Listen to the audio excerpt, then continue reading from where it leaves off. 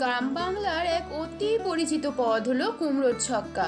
একটু মিষ্টি, একটু নোনতা, একটু ঝাল, সাথে কাঁচা ছোলা ও বাদামের সুগন্ধি এইসব।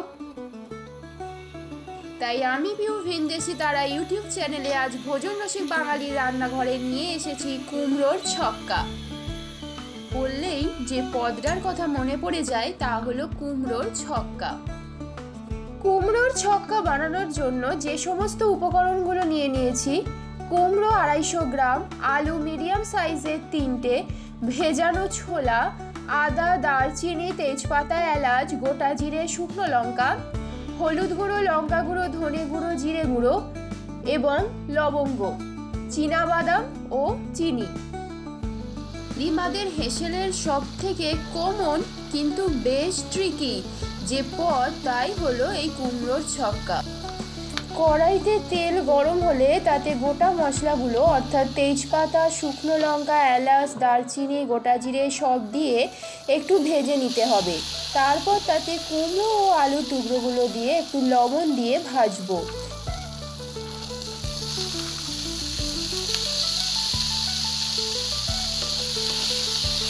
ভাজা ভাজা হয়ে গেলে তাতে হাফ টিস্পুন লঙ্কা গুঁড়ো মিশিয়ে আবারও ভেজে নেব।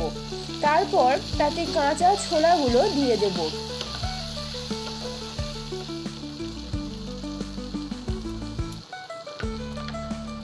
এবারে সব জিনিসগুলো ভালো করে ভেজে নেব। ভাজা ভাজা হয়ে গেলে তাতে গুঁড়ো মশলাগুলো একে একে দিয়ে দেব।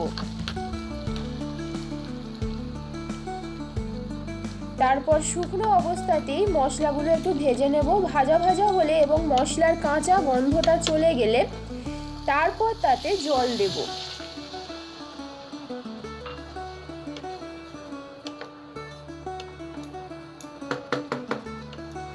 এরপর তাতে ধনে, জিরে, দারচিনি, এলাচকে রোস্ট করে গুঁড়িয়ে রাখা একটা মশলা ওতে ছড়িয়ে দেব।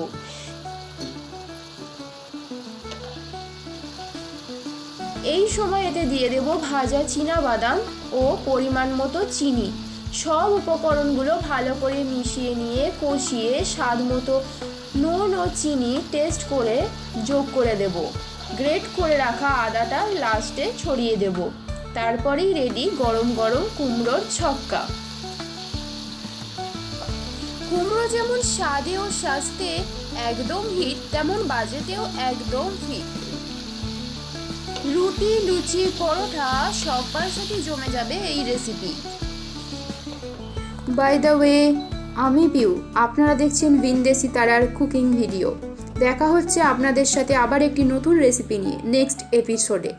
কামনা করি আপনারা ভালো থাকবেন, সুস্থ থাকবেন। নমস্কার।